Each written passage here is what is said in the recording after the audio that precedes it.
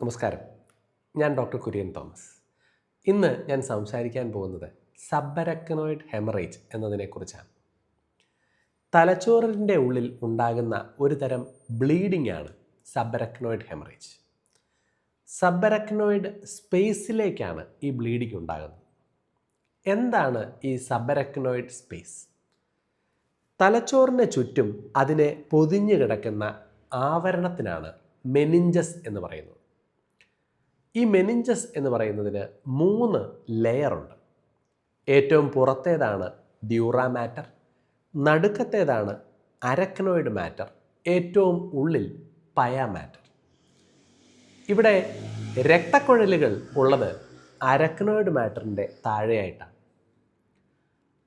രക്തക്കുഴലുകൾ പൊട്ടുമ്പോൾ arachnoid സ്പേസിലേക്ക്, subarachnoid സ്പേസിലേക്ക് ഉണ്ടാകുന്ന ബ്ലീഡിങ്ങിനാണ് subarachnoid haemorrhage എന്ന് പറയുന്നത്.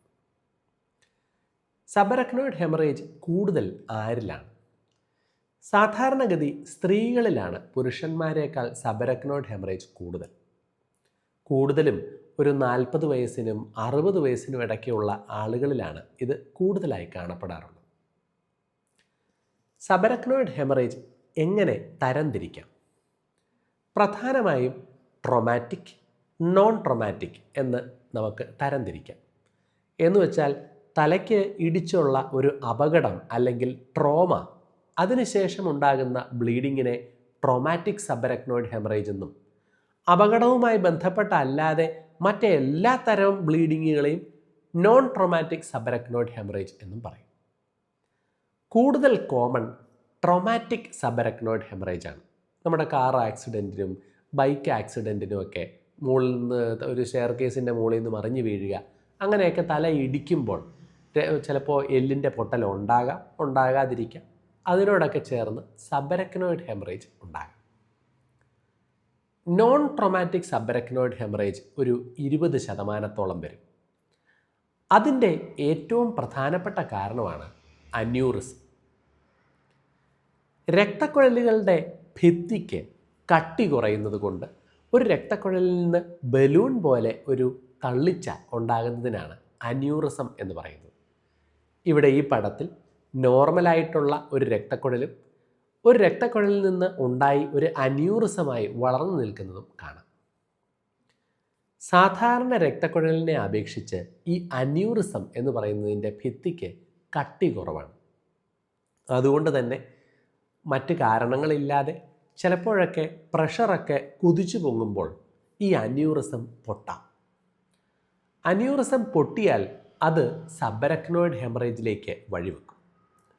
ജീവന് അപകടം ഉണ്ടാക്കുന്ന വളരെ സീരിയസ് ആയിട്ടുള്ള ഒരു രോഗാവസ്ഥയാണ് അന്യൂറിസ്മൽ സബ്അരക്നോയിഡ് ഹെമറേജ്. സബ്അരക്നോയിഡ് ഹെമറേജിൻ്റെ രോഗലക്ഷണങ്ങൾ എന്തൊക്കെ? എപ്പോഴാണ് നിങ്ങളിത് സംശയിക്കേണ്ടത്? ഒരു അപകടത്തിന് ശേഷം തീർച്ചയായിട്ടും തലയുടെ സ്കാനൊക്കെ നടക്കുമ്പോൾ സബ്അരക്നോയിഡ് ഹെമറേജ് കണ്ടുപിടിക്കപ്പെടും. പിന്നെ പ്രധാനപ്പെട്ട ലക്ഷണം എന്ന് പറയുന്നത് തണ്ടർ ക്ലാപ്പ് ഹെഡേക്കാണ്. വളരെ വേഗത്തിൽ വരുന്ന, വളരെ പെട്ടെന്ന് നിമിഷങ്ങൾ കൊണ്ട് മൂർധന്യാവസ്ഥയിലെത്തുന്ന അതിശക്തമായ തലവേദനയ്ക്കാണ് തണ്ടർ ക്ലാപ്പ് ഹെഡേക്ക് എന്ന് പറയുന്നത്. The worst headache of my life, എൻ്റെ ജീവിതത്തിലെ ഏറ്റവും ശക്തമായ, കഠിനമായ, മോശമായ തലവേദന എന്ന് പലപ്പോഴും രോഗികൾ സബ്അരക്നോയിഡ് ഹെമറേജിനെ വിവരിക്കാറുണ്ട്. ഈ തലവേദന അല്ലാതെ മറ്റ് ലക്ഷണങ്ങൾ, വെളിച്ചത്തിലേക്ക് നോക്കുമ്പോൾ ഉള്ള ബുദ്ധിമുട്ട് അഥവാ ഫോട്ടോഫോബിയ, ഛർദ്ദിക്കുക, അത് പ്രൊജക്റ്റൈൽ വൊമിറ്റിംഗ് ആയിരിക്കും. എന്ന് വെച്ചാൽ ഛർദ്ദിക്കാൻ പോകുന്നു എന്ന തോന്നലില്ലാതെ പെട്ടെന്ന് എടുത്തടിച്ച് ഛർദ്ദിക്കുക. ചിലപ്പോഴൊക്കെ ഛർദ്ദിച്ചു കഴിഞ്ഞാൽ സബ്അരക്നോയിഡ് ഹെമറേജ് ഉള്ള രോഗികൾക്ക് തലവേദനയൊക്കെ ഇത്തിരി കുറഞ്ഞേക്കാം. ബ്ലീഡിങ് എവിടെയുണ്ടാകുന്നു, എന്തുമാത്രം ബ്ലീഡിംഗ് ഉണ്ട് എന്നതിനെ ആശ്രയിച്ച് രോഗികളുടെ സ്വബോധം ബാധിക്കപ്പെടാം. കൈകൾക്കും കാലുകൾക്കും മരവിപ്പും ബലക്കുറവും ഉണ്ടാകാം. നടക്കുമ്പോൾ വേച്ചു പോകുന്നത് പോലെ ഉണ്ടാകാം.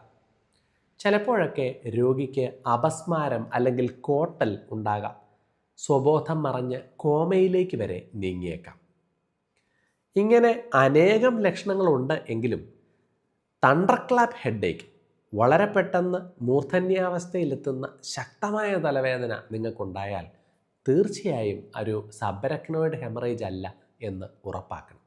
അപ്പോൾ ഈ ലക്ഷണങ്ങൾ ഉള്ള ഒരു രോഗിക്ക് സബരക്നോയിഡ് ഹെമറേജ് ആണോ എന്നത് എങ്ങനെയാണ് ഉറപ്പാക്കുന്നത്?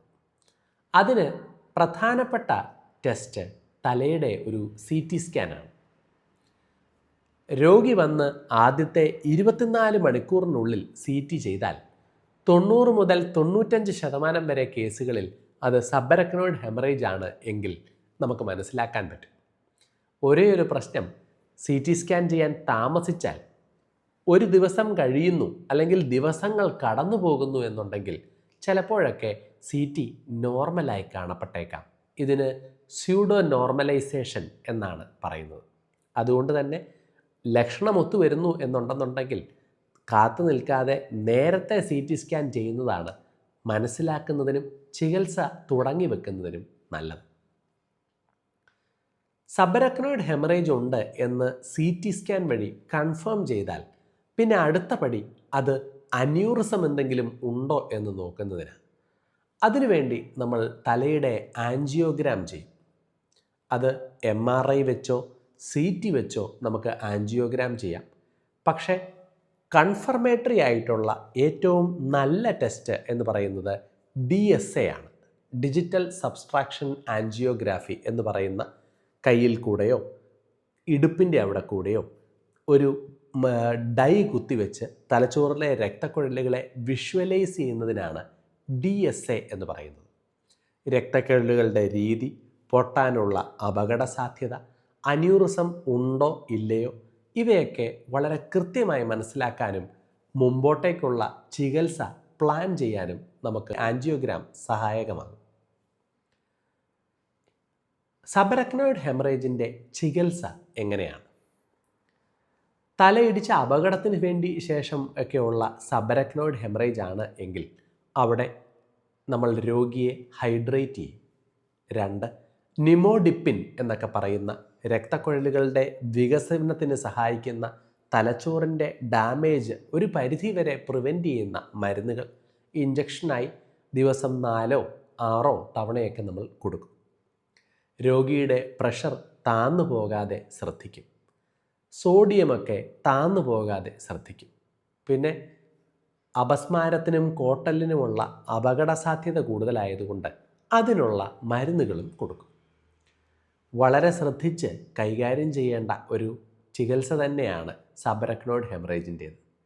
പിന്നെ രക്തം കട്ട പിടിക്കാതിരിക്കാനുള്ള മരുന്നുകളൊക്കെ കഴിക്കുന്ന രോഗികളാണെങ്കിൽ ആസ്പിരിൻ, ക്ലോപ്പിലെറ്റ് അങ്ങനെയുള്ള മരുന്നുകളൊക്കെ അവയൊക്കെ നിർത്തിവെക്കേണ്ടതുണ്ട്.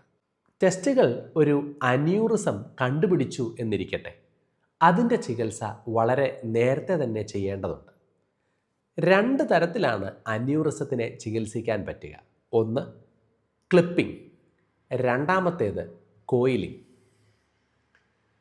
തല തുറന്ന് തലയോട്ടി പിളർന്ന് ഓപ്പറേഷൻ ചെയ്ത് ഉള്ളിലേക്കെത്തി ഈ പൊട്ടിയിരിക്കുന്ന രക്തക്കുഴലുകളുടെ അവിടെയുള്ള അന്യൂറിസത്തിനെ ഒരു ക്ലിപ്പ് ഇടുന്നതിനാണ് ക്ലിപ്പിംഗ് എന്ന് പറയുന്നത്. ഈ പടത്തിൽ നിങ്ങൾക്ക് ഒരു അന്യൂറിസത്തിനെ ക്ലിപ്പ് ചെയ്യുന്നത് കാണാം. രണ്ടാമത്തെ ചികിത്സാ രീതിയാണ് കോയിലിംഗ്. ഇത് ഒരു ഓപ്പൺ സർജറി അല്ല. നമ്മൾ ആൻജിയോഗ്രാം ചെയ്യുന്നത് പോലെ തന്നെ കയ്യിൽ കൂടെയോ മറ്റ് രക്തക്കുഴലുകളിൽ കൂടെ ഒരു കുഴൽ കയറ്റുകയും ആ കത്തീറ്ററിൻ്റെ ഉള്ളിൽ കൂടെ കോയിലുകൾ കൊണ്ടുവന്ന് ഈ അന്യൂറിസത്തിൻ്റെ ഉള്ളിലേക്ക് ഇട്ട് അന്യൂറിസം അടയ്ക്കുന്ന രീതിയാണ് കോയിലിംഗ് എന്ന് പറയുന്നത്. ഈ പടത്തിൽ നിങ്ങൾക്ക് ഒരു അന്യൂറിസം കോയിലിട്ട് അടയ്ക്കുന്നത് കാണാൻ സാധിക്കും. ഈ 2 ചികിത്സയും മുമ്പോട്ടേക്ക് കൂടുതൽ ബ്ലീഡിംഗ് ഉണ്ടാകാതിരിക്കാനാണ് സഹായിക്കുക. വന്നുപോയ ബ്ലീഡിങ്ങിനെ കൈകാര്യം ചെയ്യാനായിട്ട് സാധിക്കുകയില്ല. അതിന് സമയവും മരുന്നുകളും ശ്രദ്ധയോടെയുള്ള പരിചരണവും ആവശ്യമാണ്.